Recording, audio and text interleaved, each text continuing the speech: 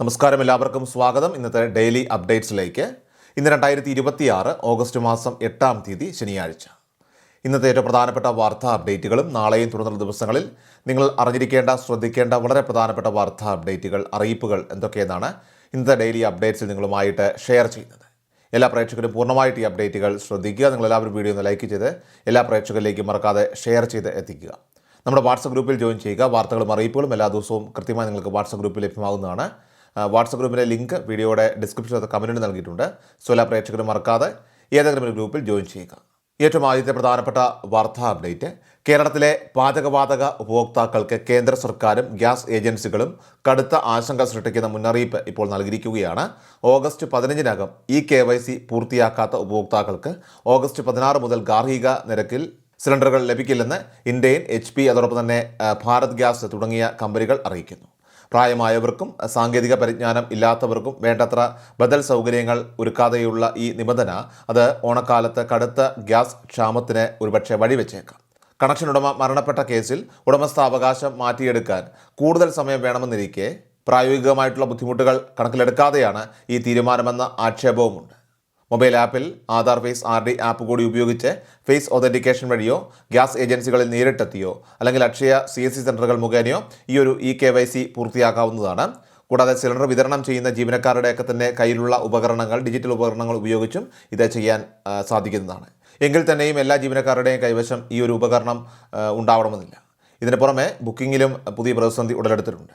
Book ചെയ്ത് 2 ദിവസത്തിനകം agency വിതരണം നടത്തിയില്ലെങ്കിൽ എണ്ണ കമ്പനികൾ സ്വയം ബുക്കിംഗ് റദ്ദാക്കുകയാണ്. പ്രതിദിനമാകട്ടെ ഇത്തരത്തിൽ 3000-ഓളം ബുക്കിങ്ങുകളൊക്കെ തന്നെ റദ്ദാക്കപ്പെടുന്നത് അറിയാതെ ഉപഭോക്താക്കളും ഏജൻസി ജീവനക്കാരും തമ്മിൽ വലിയ രീതിയിലുള്ള തർക്കങ്ങളൊക്കെ തന്നെ ഉണ്ടാകുന്നുണ്ട്.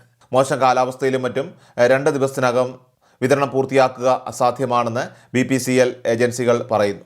അതോടൊപ്പം തന്നെ ഗ്യാസ് ഏജൻസികളിൽ നിന്നുള്ള ജീവനക്കാർ വീടുകളിലെത്തി നടത്തുന്ന സുരക്ഷാ പരിശോധനയ്ക്ക് GST ഉൾപ്പെടെ 236 രൂപ നൽകേണ്ടതായിട്ടുണ്ട്. പരിശോധനയിൽ പൈപ്പോ അല്ലെങ്കിൽ റെഗുലേറ്ററോ ഒക്കെ മാറ്റിവെക്കേണ്ടി വന്നാൽ അതിൻ്റെ അധിക തുകയും ഉപഭോക്താക്കൾ തന്നെ വഹിക്കേണ്ടി വരുന്നതായിരിക്കും. അടുത്ത പ്രധാനപ്പെട്ട വാർത്താ അപ്ഡേറ്റ്: മോട്ടോർ വാഹന വകുപ്പ് ഈ മാസം 15-ാം തീയതി മുതൽ പ്രാബല്യത്തിൽ വരുത്തുന്ന വിപ്ലവാത്മകവും അതോടൊപ്പം തന്നെ ഏറ്റവും പുതിയതുമായിട്ടുള്ള 2 ഭേദഗതികൾ സംസ്ഥാനത്തെ ലക്ഷക്കണക്കിന് വരുന്ന ഡ്രൈവിംഗ് ലൈസൻസ് ഉടമകളെ സംബന്ധിച്ച്, പ്രത്യേകിച്ചും ജോലി ആവശ്യങ്ങൾക്കായിട്ടും മറ്റും വിദേശത്ത് കഴിയുന്ന പ്രവാസികൾക്കുമൊക്കെ, അതുപോലെ തന്നെ നിത്യേന റോഡിലിറങ്ങുന്ന സാധാരണക്കാരായിട്ടുള്ള ഡ്രൈവർമാർക്കും ഒരേപോലെ വലിയ ആശ്വാസവും സമാനതകളില്ലാത്ത നേട്ടങ്ങളുമാണ് സമ്മാനിക്കുന്നത്. അതിൽ പ്രധാനപ്പെട്ട ഒന്നാമത്തെ പരിഷ്കാരം എന്നത് മുൻപ് 1988 മോട്ടോർ വെഹിക്കിൾ ആക്ട് പ്രകാരം നിലവിലുണ്ടായിരുന്നതും എന്നാൽ പിന്നീട് 2019 നിർത്തലാക്കപ്പെട്ടതുമായിട്ടുള്ള ഗ്രേസ് പീരിയഡ് സൗകര്യത്തിൻ്റെ പുനഃസ്ഥാപനമാണ്. ഇതുവഴി ലൈസൻസിൻ്റെ നിശ്ചിത കാലാവധി അവസാനിപ്പിച്ചാൽ പോലും തൊട്ടടുത്ത 30 ദിവസത്തേക്ക് യാതൊരുവിധ ആശങ്കയുമില്ലാതെ പഴയ ലൈസൻസ് ഉപയോഗിച്ച് നിയമപരമായി തന്നെ വാഹനം ഓടിക്കാനായിട്ട് അനുവാദം ലഭിക്കുമ്പോൾ, രണ്ടാമത്തെ അതിപ്രധാനമായിട്ടുള്ള മാറ്റം അത് ലൈസൻസ് കാലാവധി തീരുന്നതിന് മുൻപായിട്ട് അത് പുതുക്കാൻ ആഗ്രഹിക്കുന്നവർക്ക് മുൻപുണ്ടായിരുന്ന സാമ്പത്തികവും സമയബന്ധിതവുമായിട്ടുള്ള നഷ്ടങ്ങൾ പൂർണ്ണമായിട്ടും ഒഴിവാക്കി നൽകുന്നു എന്നതാണ്. അതായത് നിലവിലുള്ള വ്യവസ്ഥയനുസരിച്ച് ഡ്രൈവിംഗ് ലൈസൻസിൻ്റെ കാലാവധി അവസാനിക്കുന്നതിന് 1 വർഷം മുൻപേ തന്നെ പുതുക്കാനായി അപേക്ഷിക്കാൻ സാധിക്കുമെങ്കിലും അതത് ഉദ്യോഗസ്ഥർ അപേക്ഷ അപ്രൂവ് ചെയ്യുന്ന ആ ദിവസം മുതലായിരുന്നു പുതിയ കാലാവധിയുടെ തുടക്കമായി കണക്കാക്കിയിരുന്നത്.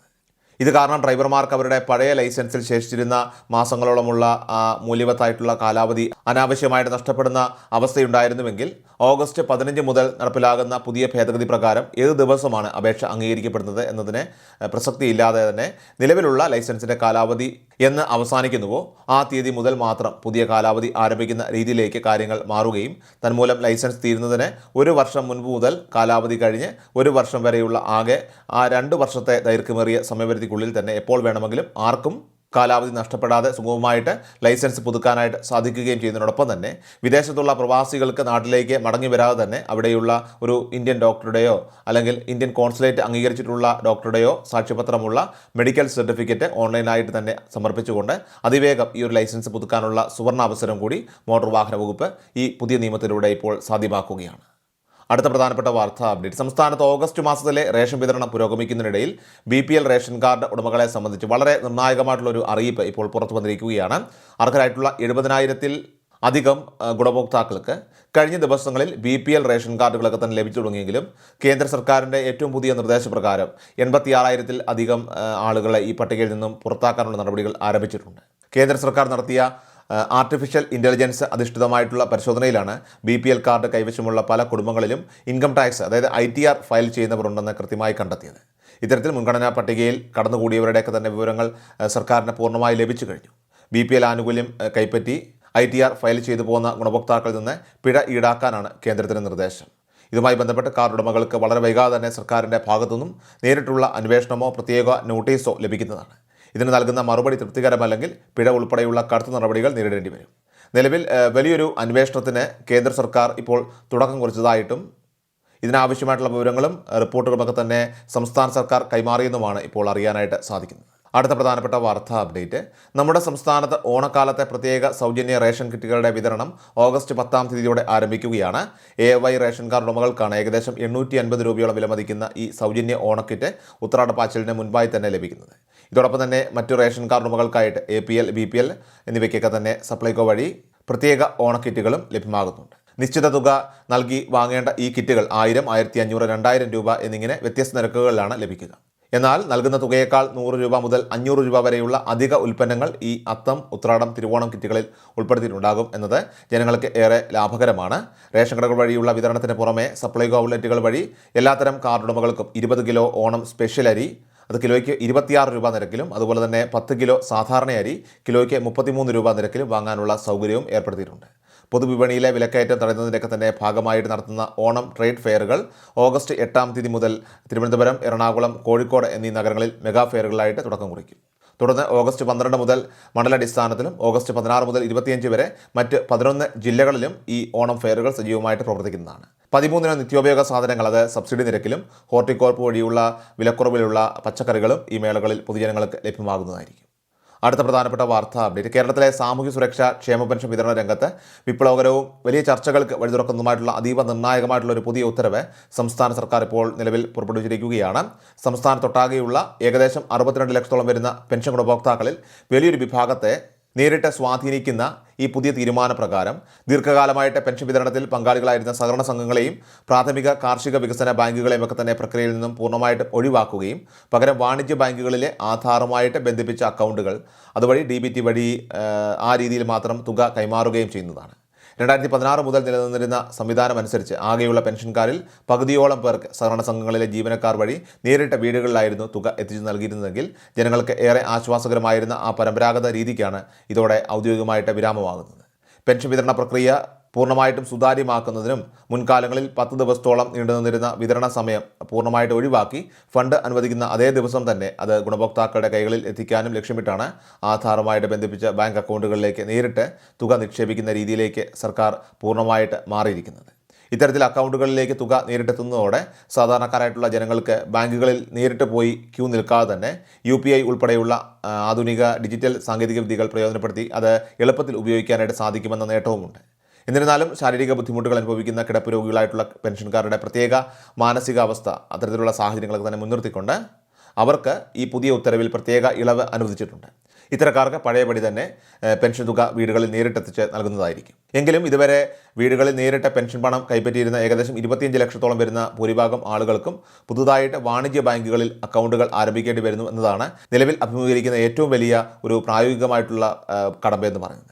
ഇതിന് പുറമെ വരാനിരിക്കുന്ന ഓണാഘോഷത്തോടനുബന്ധിച്ചുകൊണ്ട് കൂടുതൽ ചിലവുകളൊക്കെ തന്നെ വരുന്ന സാഹചര്യം കണക്കിലെടുത്തുകൊണ്ട് അടുത്ത മാസത്തെ തുക കൂടി അത് മുൻകൂറായിട്ട് നൽകി, അതായത് 2 ഗഡുക്കൾ അഡ്വാൻസ് ഉൾപ്പെടെ വിതരണം ചെയ്യാനുള്ള ആലോചനയും സർക്കാരിൻ്റെ ഭാഗത്തു നിന്നും ഇപ്പോൾ ആരംഭിച്ചിട്ടുണ്ട്.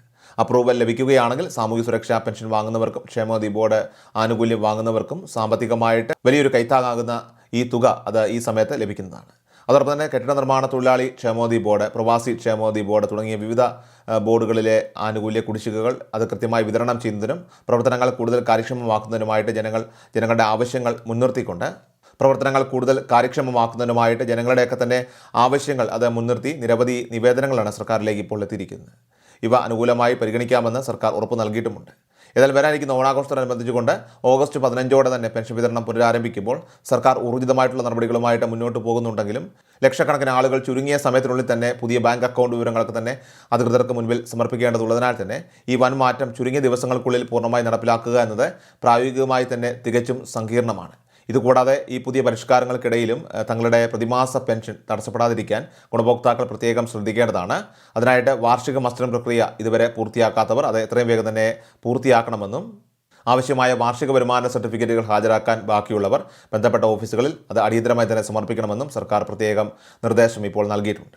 ഏറ്റവും അവസാനമായിട്ട് സംസ്ഥാനത്തെ സ്വർണ്ണവില പരിശോധിച്ചാൽ സംസ്ഥാനത്ത് സ്വർണ്ണവിലയിൽ വീണ്ടും വർധനവ് രേഖപ്പെടുത്തി. വെള്ളിയാഴ്ച ഓഗസ്റ്റ് 7-ാം തീയതി 22 കാരറ്റ് സ്വർണ്ണത്തിന് ഗ്രാമിന് 15 രൂപ കൂടി 13,740 രൂപയിലും പവന് 120 രൂപ കൂടി 1,09,920 രൂപയിലുമാണ് ഇന്നലെ വ്യാപാരം പുരോഗമിച്ചത്.